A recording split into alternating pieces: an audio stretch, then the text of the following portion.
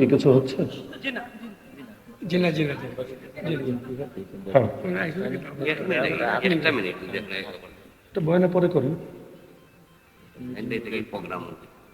এটা আগে করতেন। এটা আপনাদের তো শিডিউল বিপর্যয় না, কথার মাঝে কি গ্যাপ দেওয়া যায়?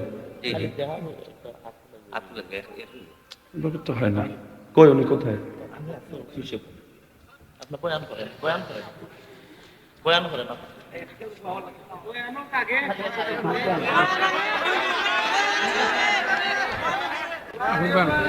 যাক, পরিবেশ আমরা উত্তেজিত না করি, স্বাভাবিকই রাখি।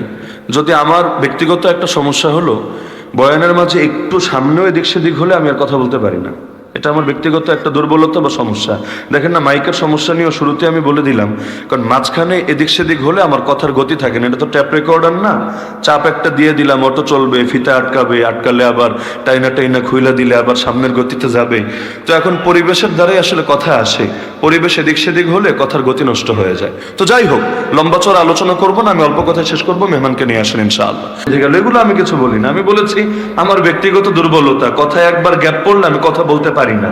তো এখন ব্যক্তিগত দুর্বলতা আমি সারাবো কিভাবে? এটা তো আমার হাতেও না। তো যারা আছে আমরা বসে যাই, বাকিরাও বসে যাই, মাহফিল ইনশাআল্লাহ মাহফিলের গতিতে চলবে। তো এমনিও আমার খুব বেশি লম্বা চড়া আলোচনার ইচ্ছা ছিল না, আর এখন আমি চাইলেও যে বিষয়ে বলছিলাম এটা টানতে পারবো না। এটা আমার ব্যক্তিগত দুর্বলতা।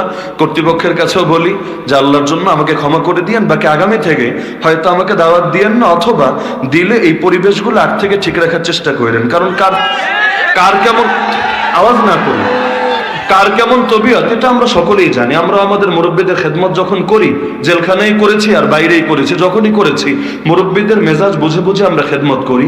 অনেক সময় এমন হয় যে ভালো কথা বললে অনেকে রাগ করে ফেলে। এখন রমজানের দিন আসরের পরে অনেক মুরব্বী এমন আছে, যদি জিজ্ঞেস করেন কেমন আছেন, এটা তো রাগ করে বসে, ওই বাড়া কথা বলার টাইম পাইলি না, এখন রোজার দিন এই আলতু ফালতু কথা বলার সময়। তো এখন যার যেমন মেজাজের সাথে বুঝেই তো কাজ করতে হয়, এটাই আদব।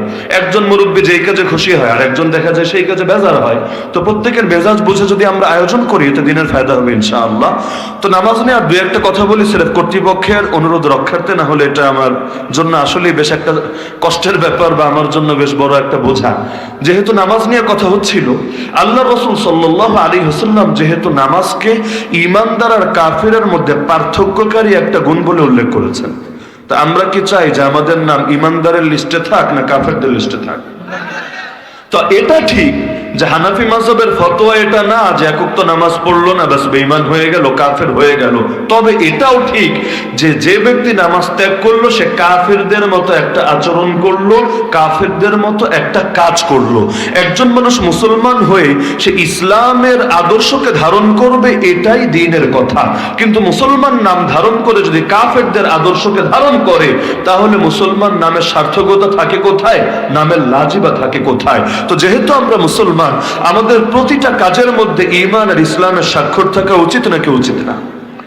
যে কোনো ক্ষেত্রে এই যে বিভিন্ন জিনিস আজকাল সমাজের মধ্যে ঢুকে গেছে, আরে আমরা তো অনেক সময় বলি আজকালকার দিনদার দাবিদার মানুষ, বিশেষ করে যুবক যুবতীদের দিনদারি চেনা যায় তাদের বিয়েতে। দেখা যায় মসজিদে মাদ্রাসায় আসলে, হুজুরদের সামনে আসলে পাক্কা দিনদার, যখন বিয়ে করতে যায় দিনের দ বা দিনের ডালটা পর্যন্ত ধরে রাখতে পারে না। বিয়ের 1 মাস আগ থেকে গুনাহের পরিবেশ কায়েম করে, বিয়ের পর 1 সপ্তাহ পর্যন্ত গুনাহ আর গুনাহ চলতেই থাকে। এটা একজন মানুষের শান কিভাবে হয়? আরে বিয়ে, যে বিয়ের সাথে তোমার বাকি জীবনের সম্পর্ক, এই বিয়েতে আল্লাহ যদি সুখ না দেন, শান্তি না দেন, তাহলে তোমার তো সারা জীবনে কষ্ট করতে হবে। এখন সুখের মালিক ইবলিস না, সুখের মালিক শয়তান না, সুখের মালিক তো আল্লাহ। তো আল্লাহ যখন সুখের মালিক, তো বিয়েতে আল্লাহরে রাজি করলে সুখ পাবা নাকি শয়তানরে রাজি করলে সুখ পাবা?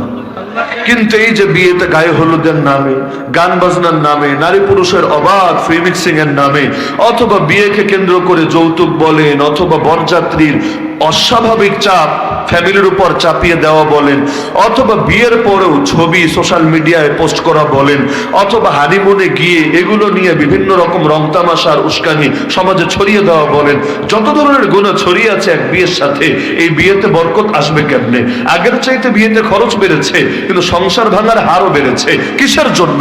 কারণ এটাই হলো নীতি যে যেখানে আল্লাহ বেজার সেখানে বরকত আসবে না, শান্তি আসবে না, আর যেখানে আল্লাহ রাজি সেখানে ইনশাআল্লাহ দুনিয়া দুনিয়ার বুকেও কষ্ট থাকবে না। ইসলাম এসেছে শুধু আখিরাত গড়ার জন্য না, ইসলাম আখিরাতও গড়তে চায়, ইসলাম দুনিয়াও গড়তে চায়। রব্বানা আতিনা ফিদ দুনিয়া হাসানা ওয়া ফিল আখিরাতি হাসানা ওয়া কিনা আযাবান নার।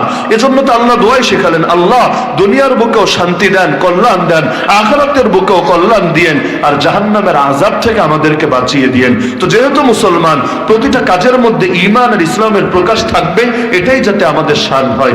এই যে দুদিন আগে 16 ডিসেম্বর গেল, অনেকেই দিবস পালন করেছে, এদিন দোয়াও করেছে, কিন্তু আমার একটা জিনিস বুঝে আসে না, যাদের রক্তের বদৌলতে আপনি দেশ পেলেন, যাদের রক্তের বদৌলতে আপনি জুলুম থেকে মুক্ত হলেন, তাদের জন্য দোয়া কি শুধু একদিন হওয়া উচিত না প্রতিদিন হওয়া উচিত? কারণ যে কোনো ক্ষেত্রে কারো অবদান যদি আপনার উপরে থাকে, বাপের অবদান নাই আপনার উপর, মায়ের অবদান নাই আপনার উপরে, তো আপনারা যারা মুসলমান, আপনারা কি বাপের জন্মবার্ষিকী, মায়ের মৃত্যুবার্ষিকী এগুলো পালন করেন? কেউ কেউ হয়তো করে, এজন্য জবাব দিতে পারছে না। এখন এগুলো প্রকৃত মুসলমানরা তো করে না। আমাদের আকাবিররা কবে করেছেন, আমাদের ওলামায়ে কেরাম কবে করেছেন, আমাদের বুজুর্গরা কবে করেছেন, নবী সাহাবী তাবেঈরা কবে করেছেন? কেন? কারণ আমার বাপের হক আদায় করতে আমার দিবস লাগে না, আমার মায়ের জন্য দোয়া করতে আমার দিবস লাগে না। দিবস লাগে তাদের যারা বাবাকে মাকে বছরে 364 দিন স্মরণই করে না, আর একদিন আসলে আবেগে গদগদ হয়ে জাতিরে বুঝায় যে আমি আমার বাপরে আর মায়ের তো ভুলতেই পারি না। আরে তুমি কেমন কেমন সন্তান হলা যে তোমার দিবস না আসলে বাপের আর মায়ের চেতনাই তোমার ভেতরে জাগ্রত হয়? দিবস পালন করা এগুলো তো ইসলামী কোনো শান না। যদি হতো, আল্লাহর নবী নিজেই তো দিবস পালন করতেন, সাহাবীরা করতেন, তাবেঈরা করতেন, তাবেঈরা করতেন, চারো ইমামের কিতাবের মধ্যে দিবসের কথা লেখা থাকতো। এখন দেখেন, একদিকে ফতোয়া দেওয়া হবে আমি যেদিন জন্ম নিয়েছি সেদিনও আমার দিবস পালন করা উচিত না, এটাই তো ফতোয়া নাকি? নাকি নবীগঞ্জে ভিন্ন কোনো ফতোয়া আছে? আপনারা জন্মদিন পালন করেন নাকি? যে হ্যাপি বার্থডে টু ইউ বা টু মি, এদিন কেক টেক কেটে মজা টজা করে গান বাজনা করে এভাবে দিবস পালন করেন কেন? আপনার জন্মে আপনি বেজার? জন্মে বেজার না, জন্মে বেজার হবেন কেন? জন্মে তো খুশি, তাহলে দিবস পালন করেন না কেন? জবাব একটাই, আমি আমার জন্মে খুশি, প্রতিদিনই খুশি, শুধু একদিন কাটবো কেন? কাটলে ডেইলি কাটবো, প্রতি সেকেন্ডে কাটবো, প্রতি মুহূর্তে কাটবো। বছর একদিন কাটবো, আগের দিনও কাটবো না, পরের দিনও কাটবো না। আবার জন্ম কোন তারিখ অনুসারে ধরবো? ইংলিশ তারিখ ধরলে 1 তারিখে, আবার আরবি ধরলে আরেক দিনে, আবার বাংলা ধরলে আরেক দিনে। এখন কোনটার হক আদায় করবেন? যদি বলেন ইংলিশের, তাহলে আরবি দোষ করলো কি? যদি ধরেন আরবির, বাংলাদেশ করলো কি? যদি ধরেন বাংলা, ইংলিশ আরবির সঙ্গে মেলে না, একটা ঠিক রাখতে গেলে আরেকটা নাই। আবার জন্মের দিন ঠিক রাখবেন না জন্মের তারিখ ঠিক রাখবেন?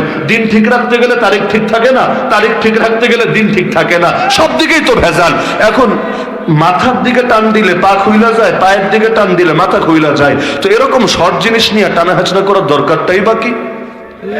আমাদের জন্মদিন লাগে না, একইভাবে আপনারা 12 রবিউল আউয়াল আসলে নবীর জন্মদিন পালন করেন নাকি? একদল যারা করে তাদের বিরোধিতা করেন নাকি করেন না? তারা কিন্তু এটা দিয়ে যুক্তি দেয় নবীর জন্ম খুশি, তা আমরা খুশি পালন করছি, তোমাদের সমস্যা কি? অনেকে আমরা আপত্তি করি, সমস্যা হলো তোমরা এটাকে ইবাদত মনে করে করছো, মুস্তাহাব মনে করে করছো, অথচ ইবাদত আল্লাহ এবং তার রাসূল থেকে নিতে হয়। ইবাদত আকল দিয়ে বের করা যায় না, ইবাদত নিজের যুক্তি দিয়ে আর নফসানি খাহেশাত দিয়ে আবিষ্কার করা যায় না। তো এটা যদি মুস্তাহাবই হতো, নবীর সাহাবীরা তোমাদের চাইতে আরো বেশি করতো, আরো ভালো করে করতো, এটা 500 বছর পর আবিষ্কার করা লাগতো না। এখন তারা চালাক হয়েছে, এখন তারা যুক্তি দেয় না না আমরা ইবাদত হিসাবে করি না, মুস্তাহাব হিসাবে করি না, আমরা এটা একটা জাস্ট কালচার হিসাবে, নেচার হিসাবে, আরবিতে বলে আলা সাবিলিল আদা, আদত হিসাবে আমরা করি, আমরা মুস্তাহাব মনে করে করি না। তারপরও আমরা বিরোধিতা করি কিসের জন্য? যে বুঝলাম কালচার হিসাবে করো, নেচার হিসাবে করো, আদত হিসাবে করো, কিন্তু আদতটা এসেছে কার থেকে? কালচারটা এসেছে কার থেকে? এসেছে তো খ্রিস্টানদের থেকে। খ্রিস্টানরা যীশু খ্রিস্টের বড়দিন পালন করে।